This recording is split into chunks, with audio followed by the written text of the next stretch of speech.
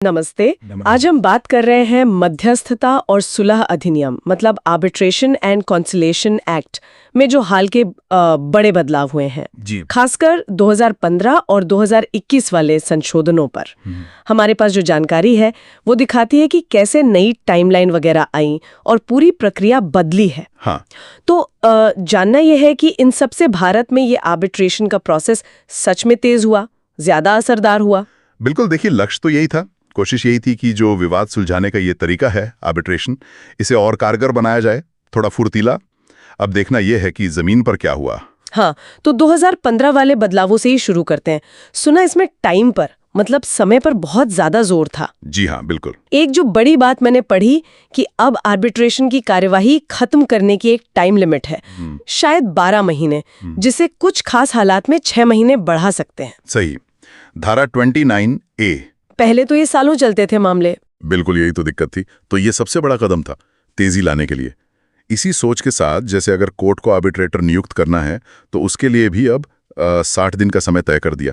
अच्छा। ताकि वो नियुक्ति में ही बेवजह की देरी ना हो। और जो अवार्ड आता है मतलब जो फैसला होता है आर्बिट्रेटर का, उसे चैलेंज करने का टाइम भी कम हुआ, 3 महीने और शायद ज्यादा से ज्यादा 1 महीना और। हाँ, धारा 34 के तहत 3 महीने प्लस 30 दिन। हाँ, इससे कम से कम एक निश्चितता तो आई कि भाई फैसला कब फाइनल माना जाएगा। हाँ बिल्कुल, अनिश्चितता घटी।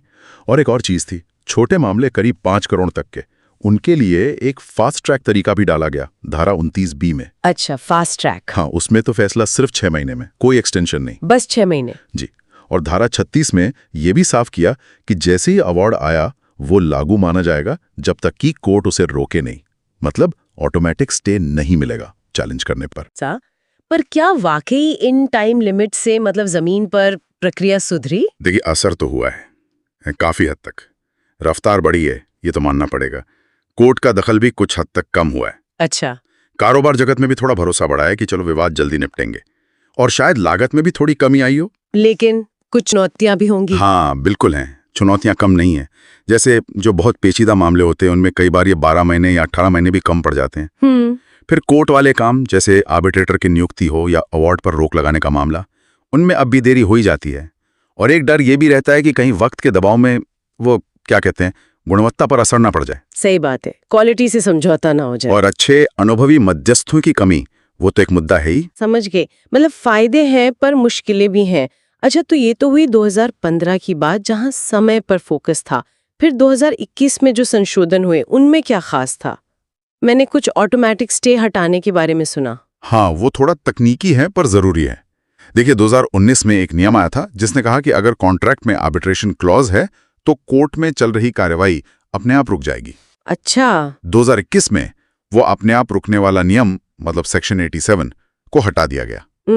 अब कोर्ट अपने विवेक से देखेगा कि कार्यवाही रोकनी है या नहीं, भले ही आर्बिट्रेशन एग्रीमेंट हो। ओह, तो मतलब मामला फिर कोर्ट के हाथ में चला गया एक तरह से। हाँ, कुछ हद तक। और इसीलिए कुछ एक्सपर्ट्स मानते हैं कि इससे शायद कोर्ट का दखल फिर बढ़ जाए। और एक वो भारतीय मध्यस्थता परिषद मतलब arbitration council of India ACI, उसकी भी बात थी, वो क्या करेगी? जी, ACI, उसका मुख्य काम होगा आर्बिट्रेटर्स की ग्रेडिंग करना, उन्हें मान्यता देना, एक्रेडिटेशन। ओके। और जो आर्बिट्रेशन करवाने वाले संस्थान हैं, इंस्टीट्यूशंस, उनको भी रेगुलेट करना।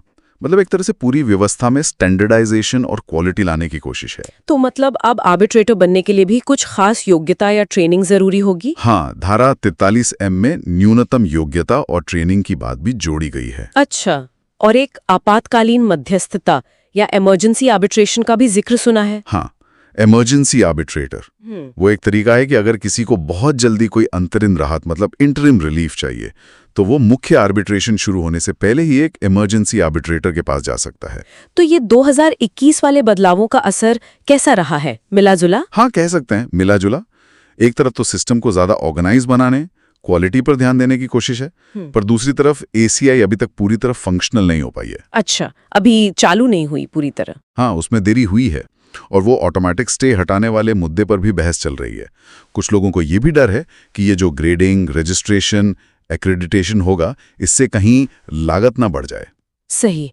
तो अगर हम दोनों संशोधनों को 2015 और 2021 को साथ में देखें तो लगता है कि मकसद तो साफ है।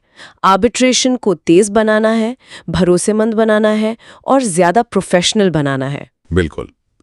कोशिश यही है कि भारत की जो आर्बिट्रेशन व्यवस्था है वो अंतर्राष्ट्रीय मानकों के करीब आए और विवाद सुलझाने का ये एक ज्यादा असरदार मतलब इफेक्टिव तरीका बने। हाँ, लेकिन देखिए, इनका पूरा फायदा तभी मिलेगा जब इनका इम्प्लीमेंटेशन सही से हो, कोर्ट्स का सहयोग मिले, अच्छे आर्बिट्रेटर तैयार हों। चुनौतियां भी बाकी हैं। बिल्कुल। हाँ, और जाते जाते एक सवाल शायद हमारे सुनने वालों के लिए भी सोचने को छोड़ सकते हैं। क्या भविष्य में टेक्नोलॉजी जैसे आर्टिफिशियल इंटेलिजेंस, ये जो समय सीमाओं का दबाव है, इसे कम करने में या फिर आर्बिट्रेशन की क्वालिटी और स्पीड को और बेहतर बनाने में कोई भूमिका निभा सकती है? बहुत दिलचस्प सवाल है। सोचने वाली बात है। टेक्नोलॉजी का रोल तो बढ़ेगा ही,